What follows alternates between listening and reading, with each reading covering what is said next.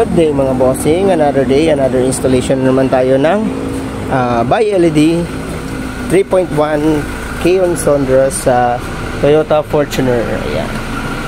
So, ito siya mga bossing, Kaon Sondra 3.1. 6K siya. Yung low beam niya and yung high beam niya is 6K. Then may laser po siya na golden yellow. Ayan. So, ito siya mga bossing, as you can see, fit na fit siya. Then ito naman yung sa kabila. Yan. So you can see, ito yung output niya. Yan. Straight na straight. Maliwanag pa tayo mga bossing, pero kitang kita nyo yung beam pattern niya. Ayan. Napaka straight niyan mga boss. Napakaliwanag yan sa gabi. Ayan. Then of course yung high beam picture natin. Ayan. Open muna natin mga bossing para matesting natin. Ayan, yung high beam picture niya mga bossing. Ayan, sumasabay yung laser niya mga boss. So you can see yung yellow dyan.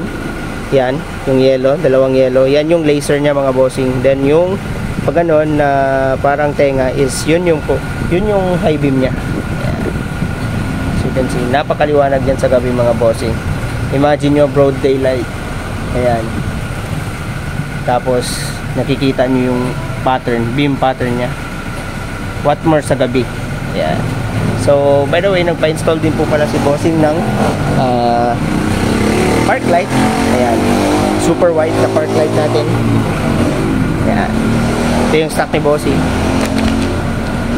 Ayan. So Kaon Sondra Bi-LED 3.1. Ayan. So for more inquiries, just visit us here sa Shell Banale. Yan, Shell lang po tayo mga bossing. Yan, Shell, then highway lang po tayo, tabi ng Price Gas. Andres Auto Accessories mga bossing. Yung sticker natin, Kaon Sondra. Yan, plus AA Andres Auto Accessories. Then ito yung mga in-offer natin mga bossing.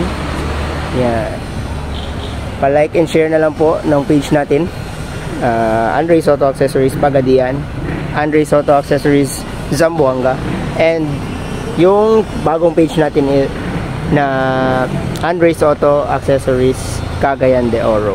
Yan. Ito po yung mga in-offer natin dito mga bossing. And shop location. Yan. Contact numbers.